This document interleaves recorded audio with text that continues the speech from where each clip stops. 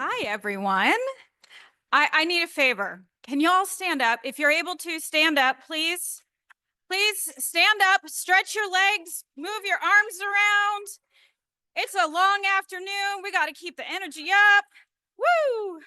All right. And while you do that, I'd like to take a picture of you because I'd like to show my family back in North Carolina why I came here. So I am so grateful for all of you coming out. I'm so grateful that you are taking the time to support one another. So please, if you could, on the count of three, say, Desmoids suck. Okay. 1, 2, 3. Perfect. Thank you. Thank you. Super professional, I know. Hi. My name is Dr. Kelly Mercier. I am the principal investigator for the natural history study. The study is run through the foundation and through a collaboration that we have. So I'm going to describe what it is, what we're learning from it, what we're hoping to continue to do over time, and how y'all can participate in it. We launched in 2017. We opened it up to participants in 2018. It's a collaboration between the National Organization of Rare Diseases and the DTRF. There were 20 patient advocacy groups that started back in 2017, putting these things together. We were at the forefront, y'all. We were there at the table. And because we were able to do this, we have more than 1,500 consented participants all over the world, which makes this the largest desmoid tumor study worldwide, bar none, okay? This is amazing. We have a tremendous amount of data that we've collected from you guys, your friends here, your friends across the world. I can't do this without these three other women. So Lynn Hernandez has been with me from the start.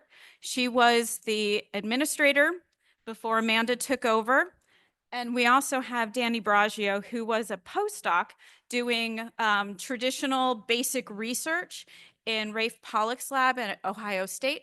She is now helping us with the study as she has moved on in her career. Couldn't do this without them. So if you see Amanda wearing the white sweatshirt, y'all know Lynn, please thank them because we don't do this as a full-time job. All right, so what is a registry? So it's just a collection place for data. It's a way of running a study, and it's used generally to look for some kind of outcomes. So based on a disease, a condition, something like that. And usually we're trying to prove something. But in this case, we're using the registry to run a study. So y'all sign up for the registry, and then we run a natural history study. And what we want to know is, what is the course of desmoid tumors in this case? How are you diagnosed? What symptoms are you presenting with? How often are you monitored? What's your quality of life? What else is happening in your life? Like your comorbidities, other environmental variables.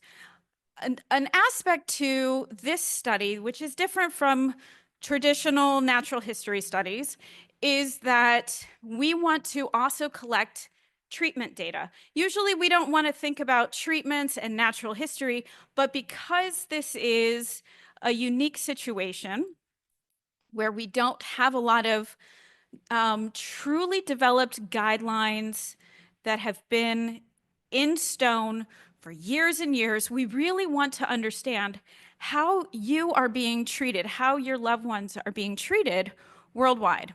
So we collect this information, we collect how you feel you are responding to the treatments, and then we're able to then analyze all of this data together to get ideas of these trends worldwide. So how do we do this? The web, right? We have a secure platform. Well, as secure as something can be. Never know. But it's run through the Nord system. So if you go to dtrf.imrare.org, this is how you get into the platform. It is all web-based. We're trying to do some updates so it's more user-friendly, but this has been the place where you go for all of the things having to do with the registry and the natural history study. So the general goals that we have are here. So we want to provide a convenient online platform to collect data, develop communications, characterize and describe what desmoid tumors are in your life, in your fellow patients' lives. We want to assist you all, assist clinicians in setting standards. And we want to be a resource for researchers, for you all, for clinicians, for better patient care, for better research understanding. So this is what our dashboard looks like. When Amanda and I log in, we can see where people have stopped in their progress with their study questionnaires, what's hanging them up. And so we can go and find participants who may be stuck, maybe offer assistance. We can see how many people have gone back and retaken surveys, because this is not a one and done situation, guys. I want to know what is happening in your journey over time. This is a please update us on a frequent basis. All right, so what's happening? So over the past year, we've made some updates to the surveys. Because this is a longitudinal study, we have the opportunity to analyze data, change the questions based on what we're learning, added new questions, change the questions. We can do all kinds of things to grow as we learn. So this is a unique opportunity that we have as epidemiologists to be able to do this in this rare disease. So we've been able to do that. And we're also collaborating to publish more data. This is not our full-time job. This is our passion. So we get assistance to help with the publication process, the analyzing of the data, so we get it out there that much faster for you guys, for clinicians and researchers, for helping assist with the pharmaceutical companies to move everyone's research along. So the kinds of questions that we ask include just general demographics, like, isn't it lovely to know, the percentage of women versus men? So that is something that we know from our study. The average age of someone who is diagnosed. How you're presenting to your doctors initially. So what kinds of symptoms you're presenting with. And they are different based on where your tumors are located, as you might imagine. What kinds of diagnostic tests that you've done. What medical interventions. We just heard about these new therapies, old therapies. They're all included in the study. How you're being monitored. CT, MRI, X-ray, CAT scan, We heard about pregnancy, ovarian dysfunction. We have questions about that as well in our study. Most recently, we've added in 2 surveys having to do with caregiver burden and financial toxicity and outcomes. Because these are chronic conditions, we want, as a foundation, to be able to support you all. As to that point, understanding where your challenges are for both of these things. As a caregiver, it is hard to keep up the energy taking care of a loved one with a desmoid tumor long term. It is also really hard financially, particularly in this country where we have multiple kinds of insurance single-payer systems. So understanding how the foundation can help support you all through this kind of learning is important for us. All right, so what's on the docket for this year? Publish. That's like the key word for any academic person. You publish or perish. I'm not an academic. I'm not going to perish. Don't worry. I'll still be here. We are going to also migrate to a different platform. And with this migration that we're planning with Nord, it's going to facilitate two things. It's going to facilitate mobile devices and better user experience for y'all. But two, it's going to allow us to include Spanish and French. We have been limited to English since 2018.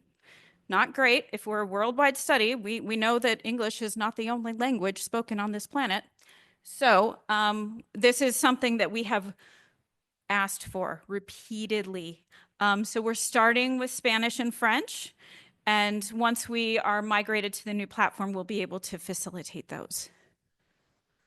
All right, so how do you participate? Well, there's like 3 different buckets that you can put yourself into. So if you are newly diagnosed, new patient, you get to log into the study, you consent to the registry in the study, and you start with the surveys. There's 14 of them. Sorry. Some of them are faster than others. Some of them press pause. You can save your work, come back to it later. It can be really emotional going through these. Give yourself grace. You can save your work, come back to it. Just remember to come back to it, because otherwise you're going to get like an automatic email say, hey, don't forget about me. If you are an existing participant, but it's been a minute since you logged in. Since we made updates, you need to go back and make sure that you get the freshest version of the study surveys. So you need to retake the old surveys and take the new ones. There's a difference in the nomenclature on the study platform. If you are an ongoing participant, you are logging in every year, you're putting in your stuff, amazing. Just go back, make sure that you take the new surveys, update the ones that need to be updated. If you have questions, Amanda's your girl. I'm not like just putting it off on her, I promise. All right, so there's been in the past year 3 different posters that we've had at the medical conferences that have been discussed here already today. So we had a poster at the CTOS meeting last fall, and I was super proud that we won Best Abstract in the category for global initiatives in sarcoma. That was pretty amazing, right? And then we had 2 posters that were presented this past spring at the ESMO Rare Tumors and Sarcoma Conference. And Amanda was able to go. She had the unfortunate luck of having to go to Switzerland and present these. Oh, yes, woe is her. So she went and presented on treatments and quality of life. So I'm just going to show you some quick pictures that show you like a small taste of the kinds of data that we're looking at. All right, so who's in the study? So we are looking at mostly unifocal tumors that are reported by our participants. So we see on the left-hand side, 69% have unifocal, but we have 17% of our participants who have denoted that they have multifocal. So that means more than one tumor along the same strand of body, okay? Most of the tumors that have been described are extra-abdominal. Tumor size at diagnosis varies about 50% either way between greater than 5 centimeters and smaller. And then we talk a lot about surgery here, whether or not we need surgery at all, whether or not it's guidelined. But guess what?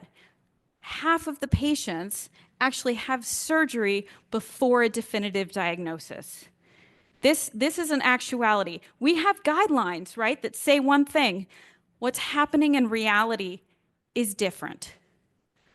Um, and, and about half of our participants have reported some kind of misdiagnosis. It's unclear to us at this moment if these misdiagnoses are treated prior to getting the definitive diagnosis of desmoid tumor, or if it is a situation where they think it's something else like a benign lymphoma, and then they go in, have a surgical procedure, and like, nope, just kidding, it's a desmoid.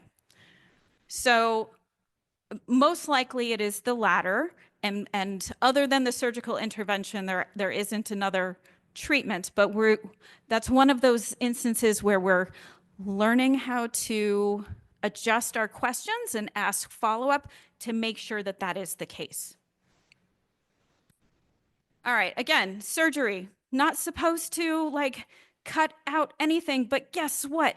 It is the first thing that most people see.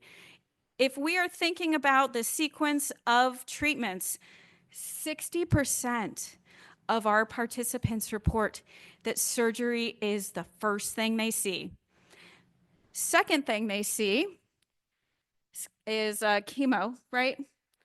And then the other therapeutics. And each line, you can see that surgery is diminished, but it's always somewhat there. So we have to consider what's in the guidelines, who's seeing the guidelines, and how those guidelines are disseminated, shared with all of our oncologists, all of our surgery companions. We need to make sure that everyone is educated. So what happens about quality of life? So say that we have a resection, we have a treatment. So what happens if you have a tumor or somehow it's removed in some fashion, with treatment, without treatment? What does quality of life look like? Well, overall, you still have pain, you still have anxiety, you still have fatigue. It's less, but it's still there. This is a chronic condition, as you guys know. And what we want to do is be able to better support you guys as you deal with these things, with or without tumor. All right, summary. We're almost there. We're almost there. We have a lot of participants. We have you all participating in the study, and we are so grateful for you sharing your data with us. We wouldn't know any of this without you, without your friends, without people all over the world. We're continuing to update the surveys. We're continuing to add different questions, ask them differently, adding whole new surveys. The migration will help facilitate a better experience as you go through the surveys, and including Spanish and French. And then we're just going to keep on publishing. If you go to the DTRF website, you will find everything that we have written about this study, and lots of pictures, lots and lots of pictures, because that is the best way to tell a story, right? All right. And I can't do any of this without you, without Nord, without Amanda and Lynn, without our committee, and most definitely not without you. So the last thing I'm going to ask, do y'all have one of these? If you don't, snap that. This is how you get to the study. You can have a little bookmark that asks if you're a registered unicorn. This is the way that you sign up for the registry and for the study. If you have questions, registry@dtrf.org. Amanda will get back to you.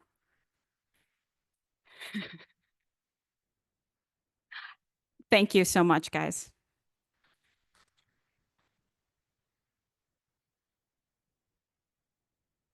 I want all the hard questions now. Come on. Come on. One question is for this. It gets tricky for people with FAP who are making a record of a treatment. Yep. Because you can only select one option for what happened to your desmoids due to it, or I said desmoids due to a treatment. And so for us, and maybe for some others, but I have multiple. And so some stayed stable, which I don't think is a choice on It the is. Yep. Okay. I don't know. I can't see it. And then some, so, but you can't pick more than one when I have more than one response because Sure. desmoids did different things. So I don't know if that can, or how we're supposed to answer for that in the registry. Sure. It is your interpretation. So if you feel that overall you have a response, I would put you are responding to therapy. I fully believe, and I'm sure my medical colleagues would agree, that sometimes stable disease is a response, especially if you had been progressing initially. And yes, there is a response that says stable, continued to grow, shrunk. It's up to your interpretation. This is not meant to be a way for you to dictate what's in your radiological report. I do not want you to do that. Oh my gosh, that would be very dull for me to read. I want your interpretation. This is the patient's, the participant's interpretation. So if you feel like you have responded and you are continuing to respond, please denote that.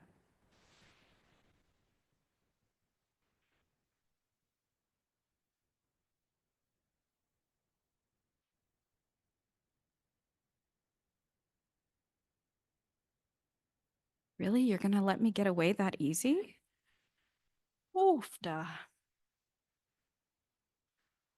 All right. Thanks, everyone.